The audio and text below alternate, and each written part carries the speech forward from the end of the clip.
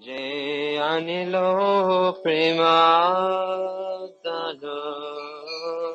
Karma Kacho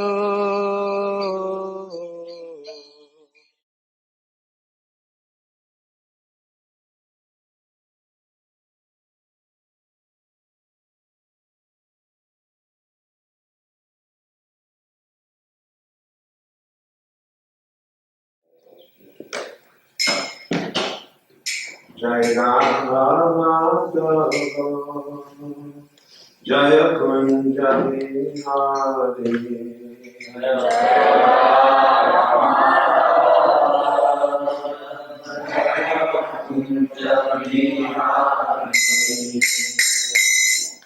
Jai Radha Madhava Jaya Kunja Vihari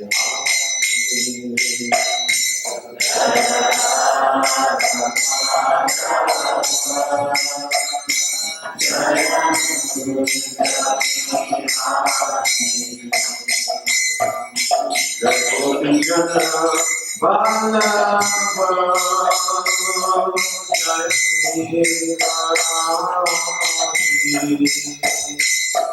Jai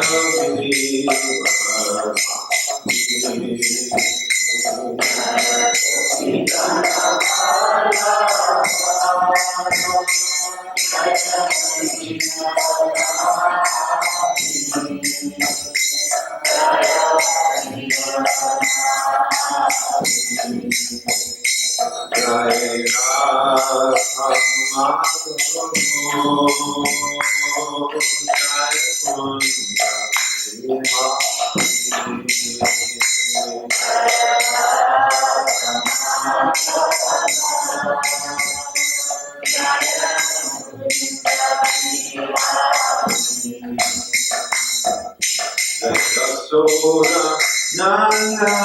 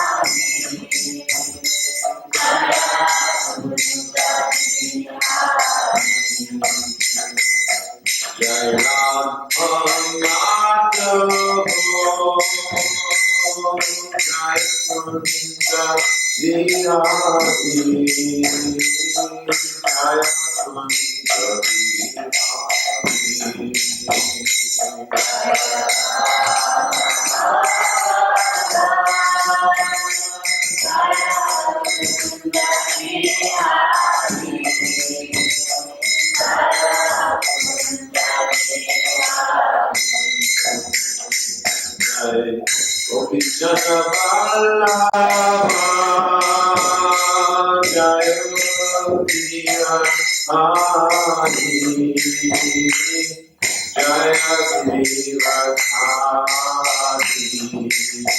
Jai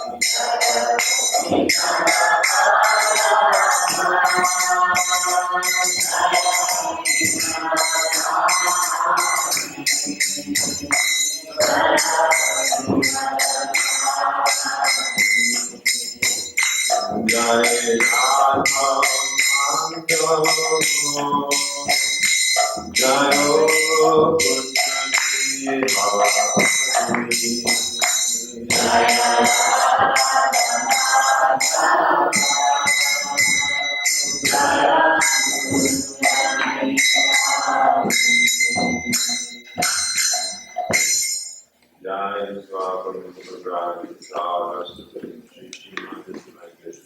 Bhaktivedanta Swami Prabhupada ki is currently the founder of Prabhupada ki Ananda Koti Vaishnava ki Nam Acharya Haridas Thakur ki Prem Behold Sri Krishna Chaitanya Prabhu Nityananda Sri Advaita Maharaj Sri Vashali Behold Bhaktivedanta Swami Sri Radha Krishna Goswami Shama Sundar Radha Bhakti Govardhan ki Sri Vrindavan ki Sri Bhaktivedanta ki Sri Mayapurna Dignam ki Ram Swami ki Kunta Devi ki Bhakti Devi ki Tulsi Devi ki Samadhi Bhakta ki Sankirtan Yavna ki all glories to the Sambuddha ki all glories to the Sambuddha all glories to the Sambuddha Gopena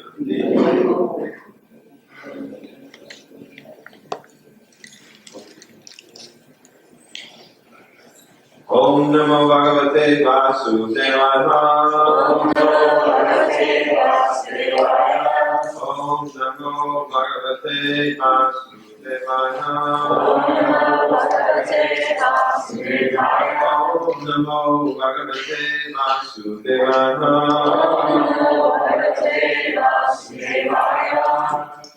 Srimad Bhagavatam, Canto 1, Chapter 17, Text number 16. Paragno Hi Paramo Dharma Swadharma Danu Halanam Shasato Nyatita Shastram Anapati Patan Paragno Hi Paramo Dharma Swadharma Stanupalanam Sajato Nyangita Shastram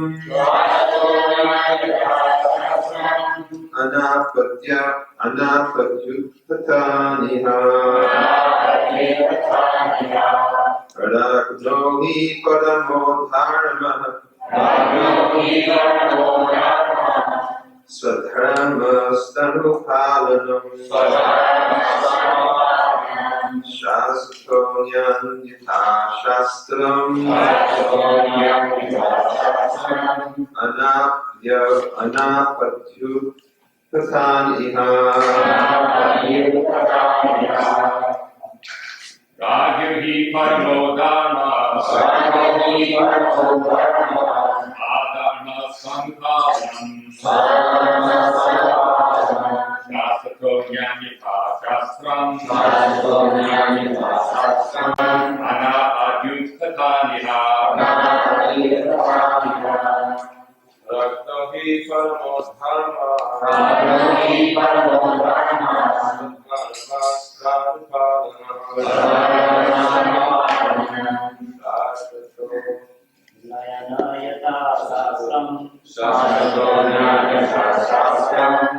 Anapatyutpataniha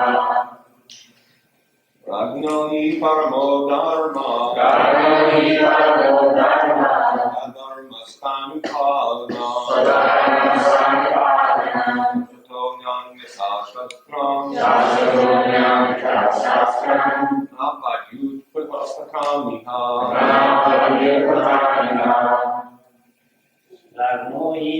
परमो धर्मः स्वधर्मस्थानुपलानं शासतो नयनाय शास्त्रम् अनापाद्य उत्पथानयः राजो हि परमो धर्मः धर्मस्थानुपालनम् शासतो यथा शास्त्रम्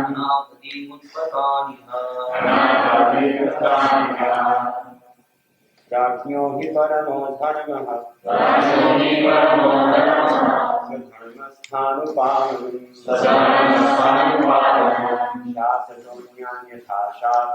शासतो यथा शास्त्रम् अनापद्युत्थानः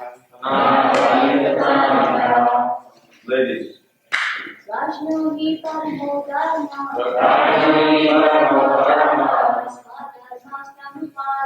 Swadharmastanupalanam Asuto Nyanyata Shastram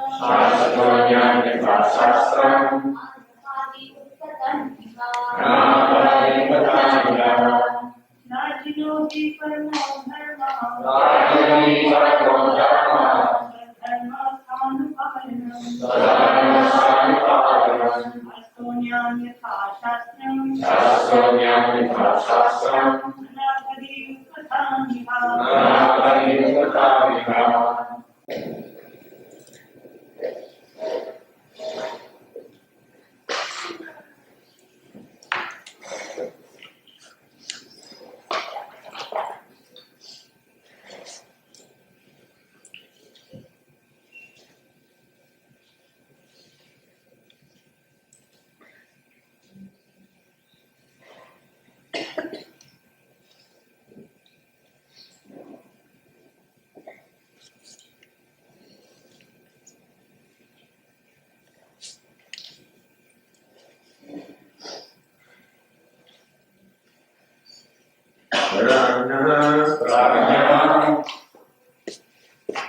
of the king or the executive head. He, certainly. Paramaha, supreme. Dharmaha, occupational duty. Swadharmasta, one who is faithful to his prescribed duty. Anupalanam, giving protection always. Shasataha, while ruling. Anyan, others. Yatha, according to. Shastram, rulings of scriptures. Anapati, without danger. Utpatan, persons going astray. Eva, as a matter of fact. Translation. The supreme duty of the ruling king is to give all protection to law-abiding persons and to chastise those who stray from the ordinances of the scriptures in ordinary times when there is no emergency. Purport by Srila Prabhupada. In the scriptures there is mention of apatharma, or occupational duty at times of extraordinary happenings. It is said that sometimes the great sage, Vishvamrita, had to live on the flesh of dogs in some extraordinary dangerous position. In cases of emergency, one may be allowed to live on the flesh of animals of all description, but that does not mean that there should be regular slaughterhouses to feed the animal eaters, and that this system should be encouraged by the state. No one should try to live on flesh in ordinary times simply for the sake of the palate. If anyone does so, the king or the executive head should punish him for gross enjoyment. There are regular scriptural injunctions for different persons engaged in different occupational duties, and one who follows them is called Swadharmasta, or faithful in one's prescribed duties. The Bhagavad Gita 1848.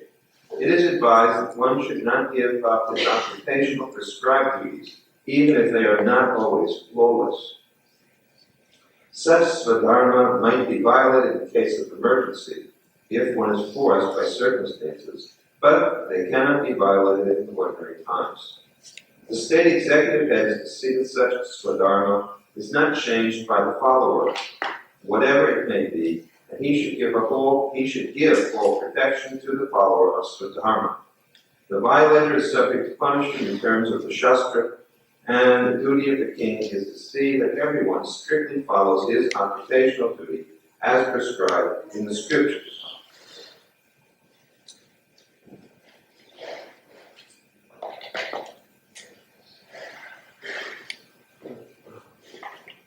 We are reminded of the verse in the Gita, Yada Yada Dharmasya Vanirvavati Bharata Yutanana Dharmasya Tadatmanam Sajjanam and Paritranaya Sadhunam Vinashayat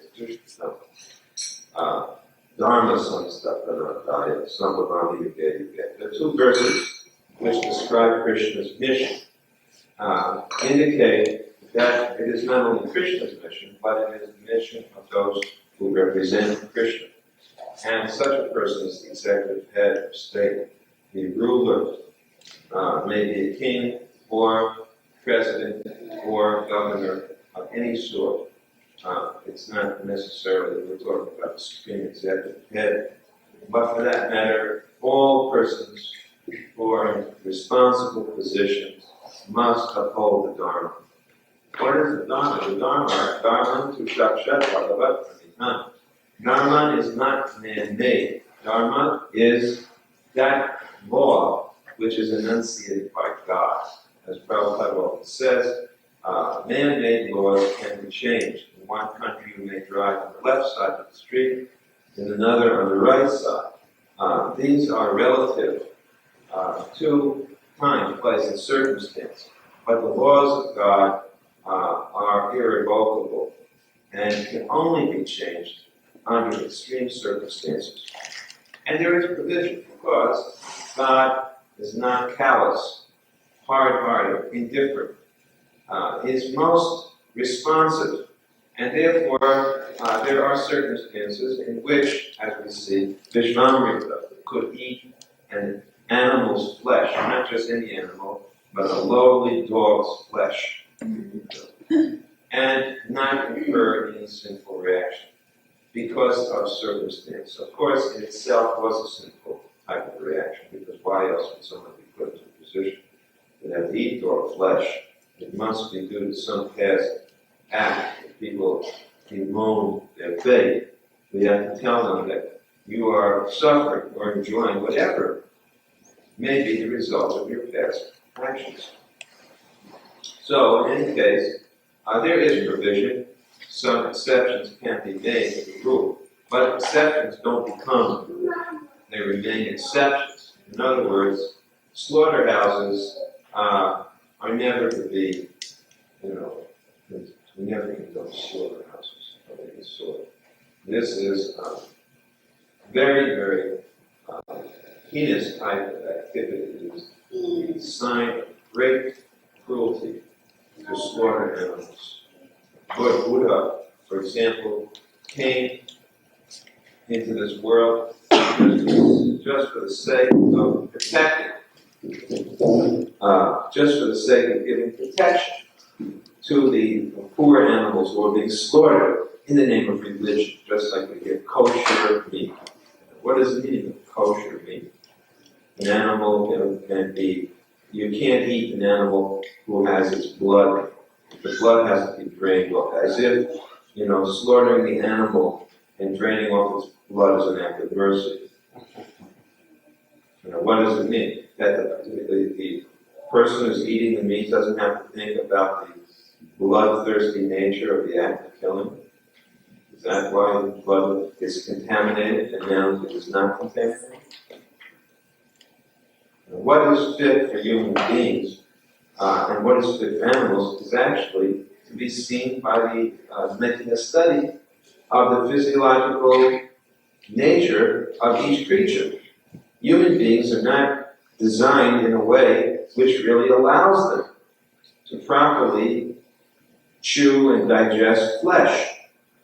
We're vegetarian by our physiological makeup. Anybody who sees carefully, objectively, who brackets their own desires off the side, must admit, that human beings are supposed to be vegetarians. On the other hand, tigers are not. You can see a puma or any one of the cats families out in the wilds of Africa. They hunt, they go after an antelope, they can even go after, a giraffe and kill it with teeth and claws. They're so powerful, they can drag an antelope in their teeth and climb up a tree and put it up into a tree where they can eat it after a number of days, over a number of days. We can't do any of that. We can't run after a giraffe by foot, tackle the giraffe, or any other creature for that matter. Try and even catch a chicken. But we can pluck fruits from the trees. We can grow grains and vegetables and harvest them because these are fit for human consumption. That's the point. And this is honest work. Prabhupada said farming is the most honest of occupations. Most honest, most noble is that a farmer has the most noble occupation. There's nothing, you can consider why Prabhupada said that. Because in the act of farming, there's no duplicity. You can't cheat the earth.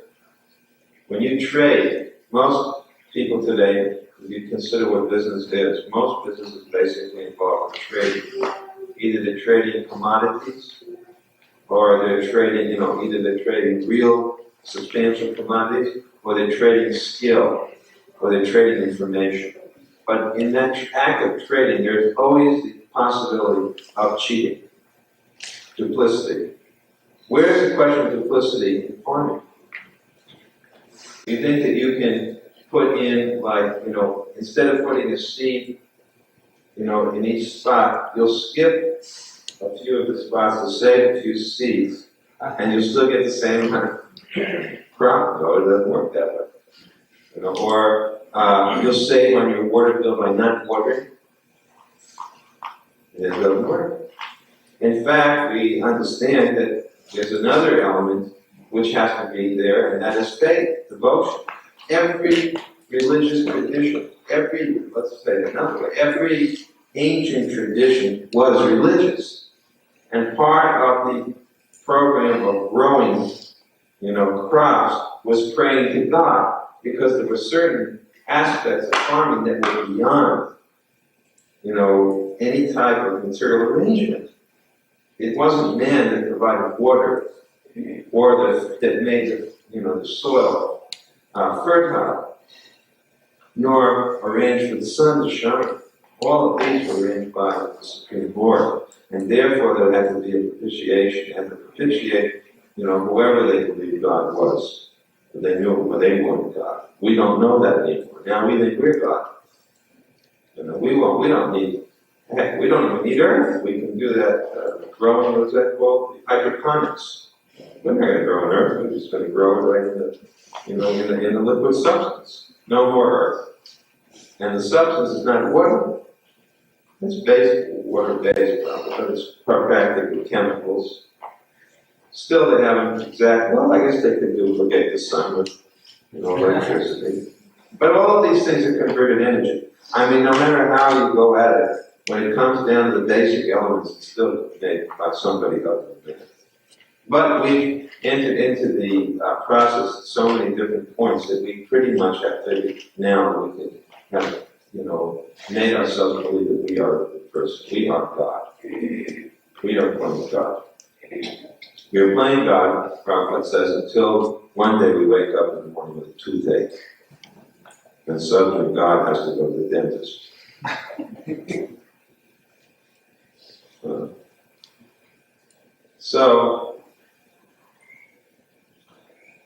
we have to understand why farming therefore is called noble profession. It is very noble. There's no even now the proof of our nobility is to count how many of us are farmers. Which means that most of the people that are not very noble. However, nobility here is going to be given a more general definition to save all of the non-farmers from being classified as farmers. That anyone who does it, their duty, their own duties, so dharma, is okay. And they should not be allowed to give up their swadharma. Now, how do we determine what is dharma? We see in the Gita, Krishna says, Chaturna Varna Maya Shristam Guna Karma Vibhav. Dharma is determined by guna and karma. Qualities and activities, more or less, classify a person. And as we saw Krishna say to Arjuna, you may try to give up your activities, your particular activities, but by your qualities, you'll be forced to act in a certain way.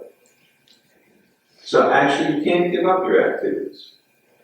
You can only purify the activities. You can perform your activities in a religious way, but you can't give them up, because by your qualities, by your nature, by your guna, you'll be forced to act in a certain way. Arjuna, you can't be a sannyasi or renunciate. You can't go off to the mountains and say, I don't want to fight. With the shoulders that you have, with the muscles that you have, with the mindset that you have, you won't make a very good renunciate in the mountains. Of course, Prabhupada does say that Arjuna is a Vaishnava, and a Vaishnava, as a Vaishnava, is full of compassion. He does manifest many qualities which are those of a Vaishnava. But still, Krishna advises Arjuna, you're Kshatriya, you're by your nature. Arjuna is taking the position of a person within this world. And all of us don't have to act. We don't have to act as if we are in this world. We are in this world. Maybe Arjuna had to act to teach everybody something. For us, we don't have to put on a show. It's real. If people want to make believe they're not in this world, the best way to do it is by realizing they are in this world. By realizing you are in this world, you'll get out of this world. But as long as you try to forget that you're in this world, you will keep being in the world. The whole teaching that Krishna is giving to Arjuna about action and inaction, and inaction and action, is based on this point. That if you do your actions according to dharma, there will be no karmic reaction. Therefore, it's like inaction. On the other hand, if you violate dharma and perform your actions with attachment, or let us say, even if you try to avoid doing your dharma, your actions, then there will be reaction for violation of your dharma. You'll get reaction. So each of us must recognize what his or her duties are. Just like in that nice little puppet show. Rupa had a song to sing. What was that? Yeah, well, it was you and Shaitan working both. Okay.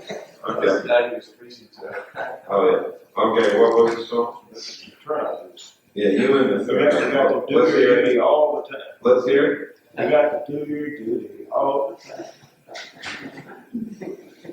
You got to do your duty all the time. Remember that. So you have to do your duty all the time. And if you don't do your duty, you will get reactions. Now, this appears to be easy, but obviously it's not. Because in this Kali Yuga, the symptom of Kali Yuga is cheating. People try to get out of doing their duty. And therefore, there is need of transcendental cops, policemen to patrol.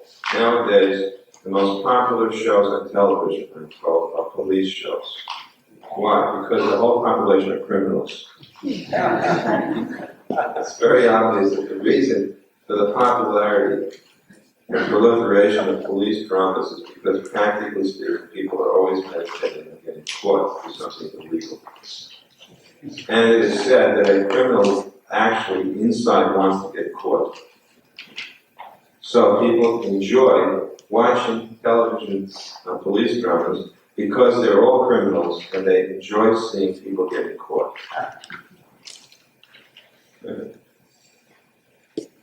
So it is therefore very important that there should be a strong police force.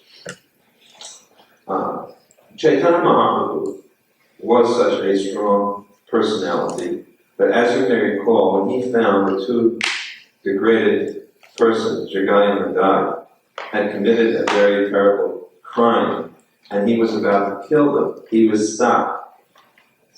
He was stopped from killing them. Can we get the air circulating here? It's really slow. He was stopped from killing them, told that in this particular incarnation, your business is not to kill, but to give relief, to kill the sin, to extract the sin from the sinner. If everybody were to be killed for violating Dharma, there'd be nobody left alive today. So, rather, we have to persuade. We have to use the power, we have to use the power of persuasion. If you want, you can just turn it upwards instead of facing it. Just turn it up so it circulates. That's good. So we have to try to persuade people to do their duty. Coerce them, if you like. There's another way, or convince them by argument. Each person has to do their duty. Now, I'm not suggesting air conditioning. Okay. What's that? What's wrong? I don't know what's on, but it's not working.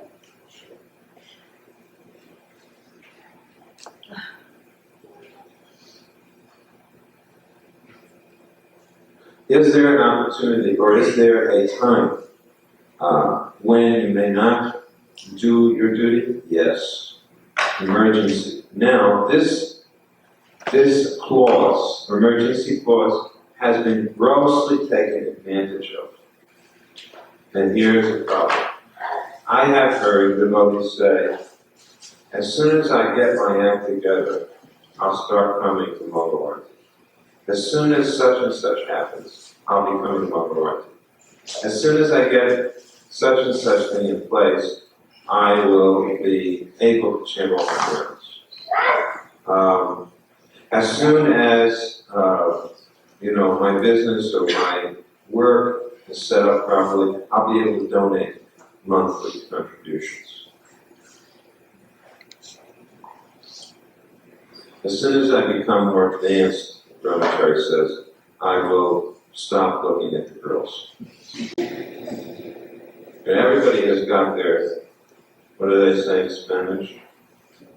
Mañana. It's tomorrow. It's coming tomorrow. I guess it's probably right. Mañana. That's right. Coming tomorrow. It will come tomorrow.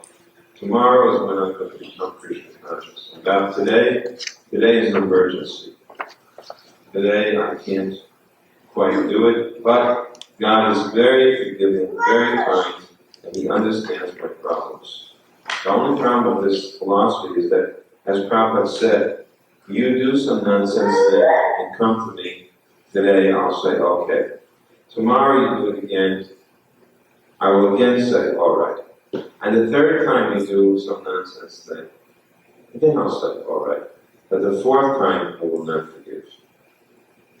I was just listening to a tape from but we cannot continue to continuously make this demand that it's an emergency, it's an emergency, it's an emergency. Otherwise, it will really be an emergency.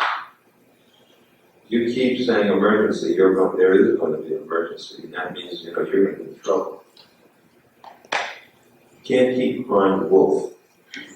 Like that story goes, wolf, wolf. Falsehood. Krishna's not a fool. You make yourself in a crisis situation. You place yourself in an impossible circumstance, and then you cry emergency. The person sitting on the end of a branch sawing off. The people saying, this is going to be a problem. You're on the wrong side of the branch. No, it'll be all right. Then you start to fall down. So, some intelligence is required to understand what our circumstance is. And not to place ourselves in such a difficult position that would constantly put in emergencies.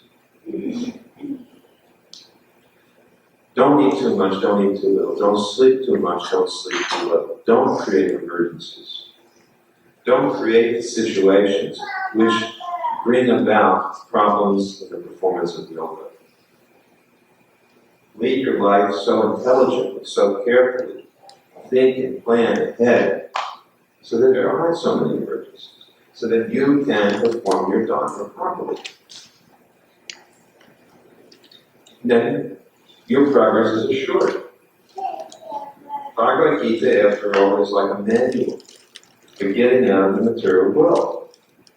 It is just that. It is a manual for escaping from the cycle of samsara. More than that, it's a manual for teaching you how to devote yourself to Krishna. And it's not that difficult to do if we utilize our intelligence a bit. So, of course, nowadays, the administrative persons are in a thankless position. Just like parents are in a thankless position, aren't they? You take so much trouble to raise your children, only to find out when they grow up that what? They say goodbye. It didn't happen in the past. A mother who raised her son, what could she be assured of? What could she be assured of if she raised her son nicely? Her whole life she would be living with her son, and one day her son would take care of her. And if a mother and father had a daughter, the daughter would always love the parents so much, and just like we read about Radharani, 6 months of the year wanting to live with her parents. Of course, it helped having a husband that she would have to get away from him. But the fact is, the children love their parents, and they never left their parents. Nowadays, it's not like that. Not like that. I'm using an example of a parent. So if the parent has a thankless task, and know that when the parent disciplines the child becomes upset. The parent tells the child, you shouldn't do this. The child says, why don't you give me the same freedom that other children are getting from their parents? Children today are becoming so out of control that they sometimes take out legal cases against their parents, and sometimes they don't even bother to do that. They just take up violence. That's also going on. And the same is true for all persons in the position of authority. Therefore, to be an authority today is not a simple thing, not a desirable position. Yesterday at the university, the presidential candidate, Dole, was there, and the place was swarming with security. I mean, it's swarming with security. It took hours to get in and out of that place yesterday. Why? Because even getting near the position of authority, he's in danger. I mean, he thinks, you can just see what this is all about. Here's a person who has to surround himself with thousands of security men, and he hasn't even gotten the position he wants yet. Just imagine what happens when he gets elected. It'll be good. So this is a thankless task to be in any position of authority. Nevertheless, does a parent stop doing their duty Does a doctor not tell a patient what the patient needs to hear? Does a spiritual master not chastise? Because the disciple may say, you're too cruel. You're not kind, you're not compassionate, you're not understanding, you're not blah, blah, blah, blah, blah. I should have noted the tape. It was a great tape one day. I just, as Krishna always helps me in such circumstances, I had just finished chastising a disciple for the umpteenth time, and the disciple was feeling that really this was just too much. And then I got this happened to listen to this tape, and Prabhupada said, it is the duty of the spiritual master to repeatedly chastise a disciple, and no amount of chastising is too much.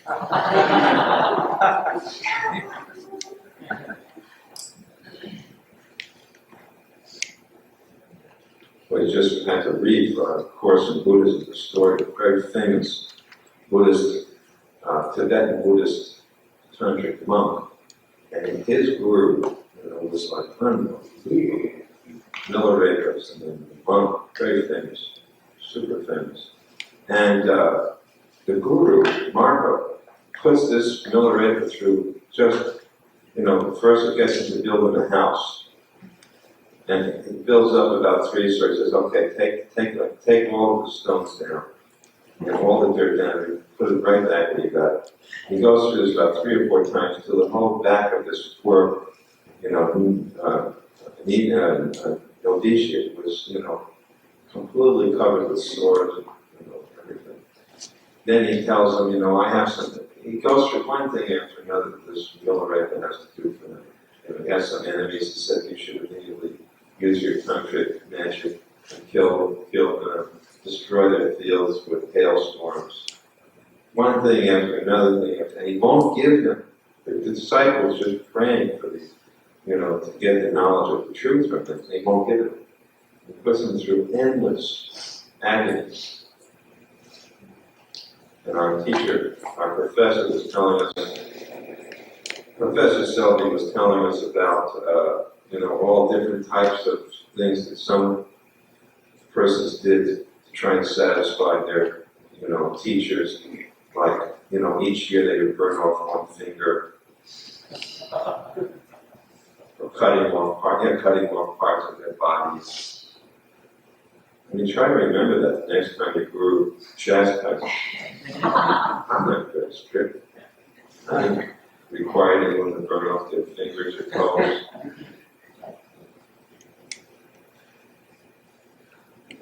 Why? Marva explains at the end when it's all said and done. He says, I did all of this in order to help you expiate your various sinful reactions. I tried to help you to get free from all the karma that you've incurred, from your past sins.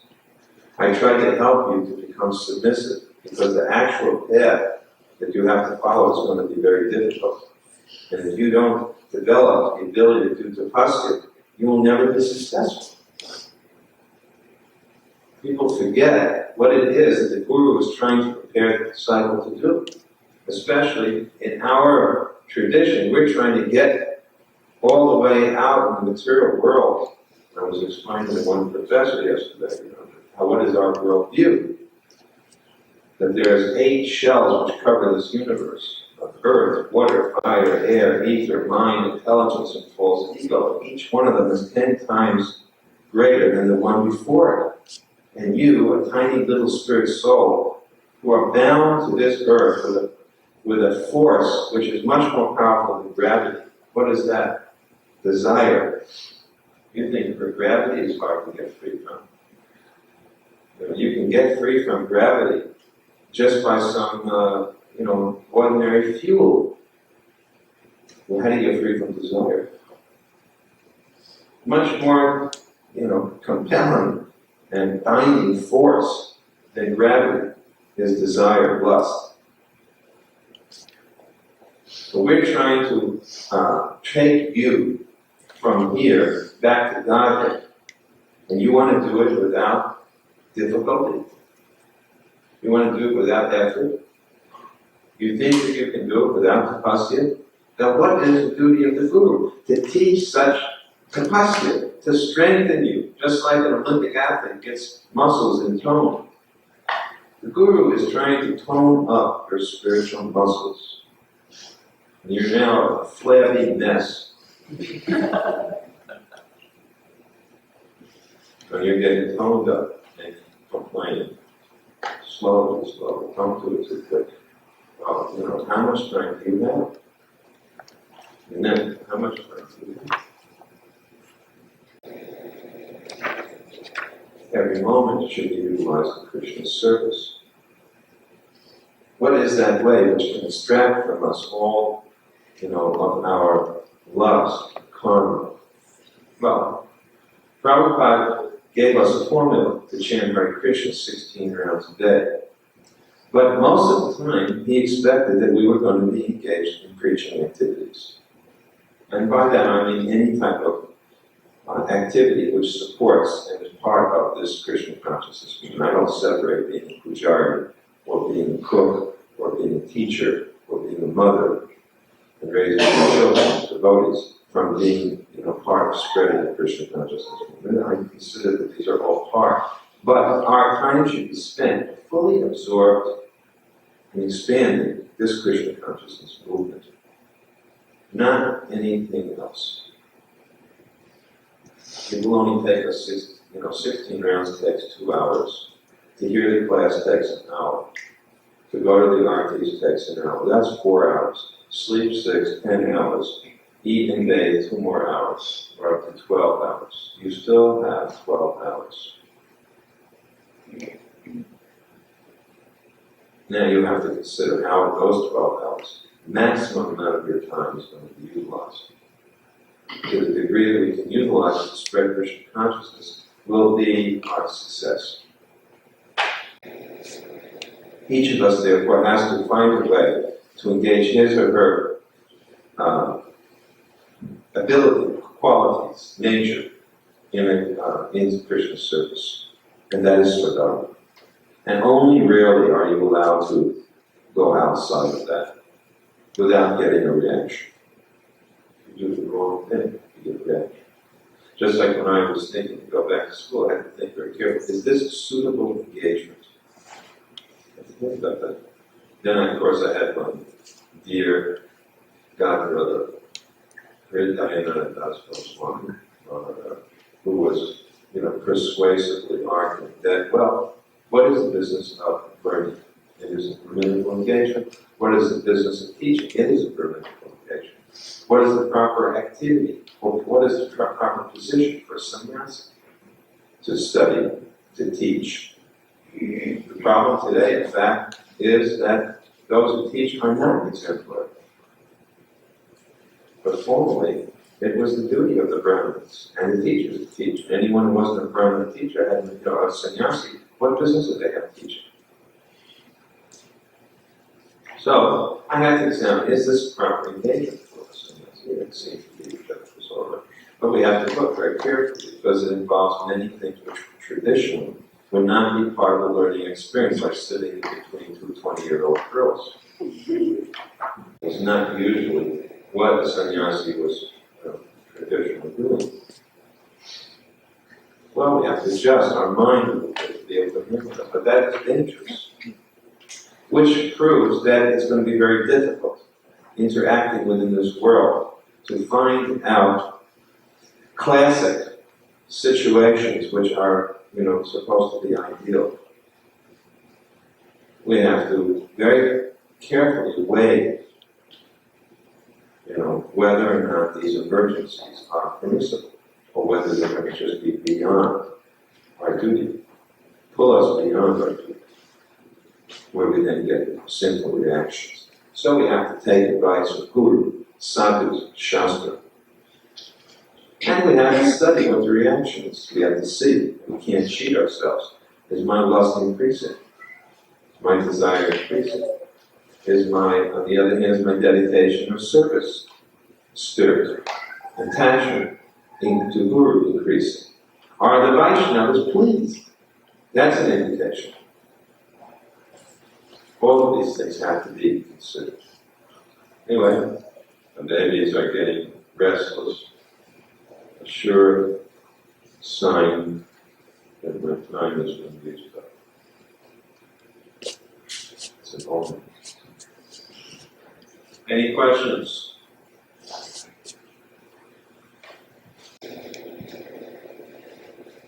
Chaitanya Prabhu. People say that, well, remembering now is what God wants me to do. So when you ask them to increase their space, what does God want you to do? I'll do it. Well, how is that? How is that? According to Dharma, is that, what is it? Well, it's not a bad mentality. I'll do whatever God wants me to do. The real question that comes down is how they understand what God wants. The real issue there is whether or not they're going to accept that God reveals what. Don't see if the kitchen doors are closed.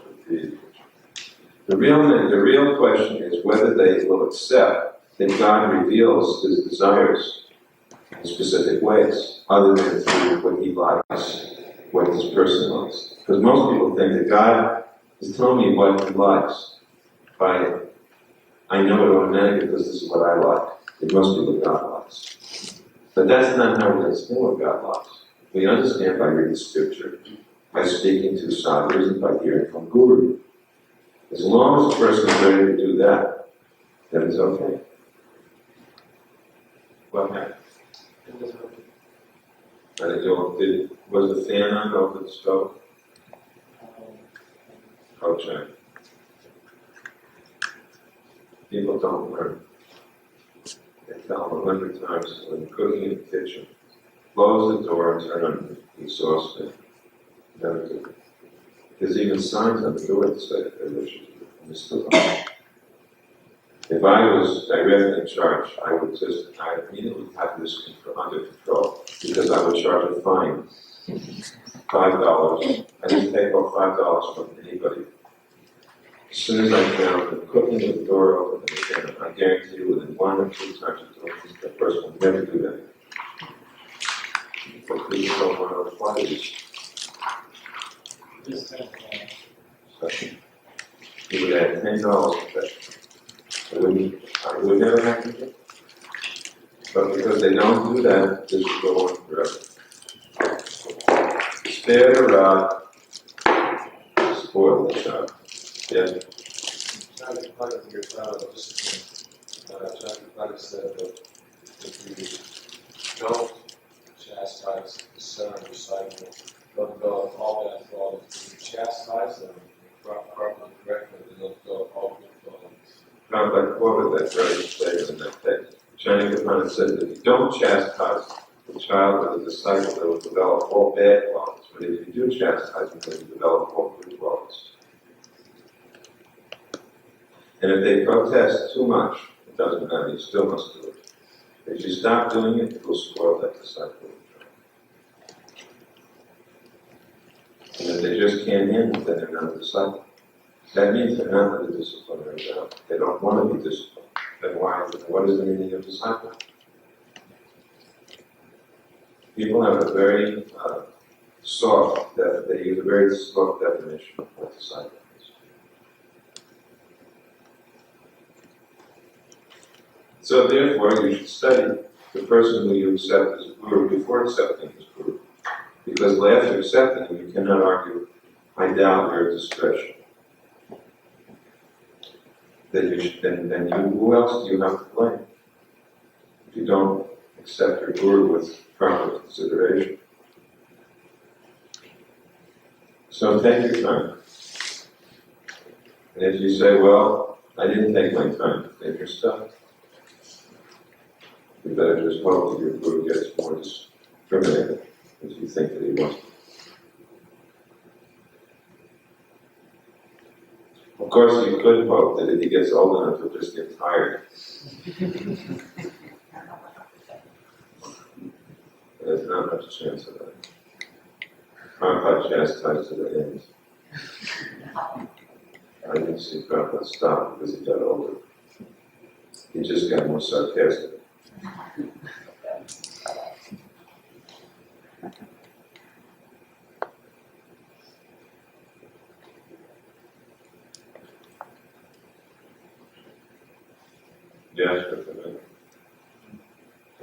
passage where they referred that children generally followed the occupations of their parents, so they didn't have to guess what their run was. But nowadays, see that all children are required to go through so many years of school. Yeah, but you've got to add something to that point. The children were, in the traditional time, was to follow the occupation of the parents. It was also general that children who were born with the same nature as the parents. Therefore, they went into the same occupation. Nowadays, people's natures go up and down like a roller coaster. It just happens to be whenever they have sex, what the nature was at that moment. Determines what the child is. In other words, if there's no correlation, not much correlation between a person's nature and his nature of their children. Not very good. But go on with your points, but I just wanted to add that. So children in this country and in other, I guess, so-called developed countries are required to go through so many years of school. And there are lots of problems because it's not the nature of a lot of those kids to be in school. Yeah, Prabhupada said that nobody should have to be forced to go to school after a certain point, especially children who are not inclined. If their natures were not suited, they would gain nothing by going to school. So what's the question? So the question is, should, in our ISKCON society, should we even encourage young men and young women after a certain age to be in school? Or should we try to provide some obligation to say? It's too general a question. I think you have to see the individual case. It's complicated. It's too complicated to to answer this question in a specific way. It depends on the individual circumstances. Can't say that for that. But I can say that we are not living in a bubble. We are living within a society at large. We cannot just be different to the demands of that society. And it is not necessarily untrue that having a college degree, for example, would not be helpful in getting a better job later on. As an example. We're just not living in Vedic society. So we have to take note of what is going on around us. I think the question is too broad. I got to keep writing my essay, so I want to end. It's 9 o'clock. And I will directly go. Prabhupada ki jai. Or Bhaktivedanta ki jai. Or Krishna. Are you making a Bhagavad Gita book stand or Bhagavatam stand? We're looking for one. How long do you anticipate it will take? Well, hopefully this weekend. This weekend. You're promising them to do? No. Huh? What did you say? I'll make sure there's one by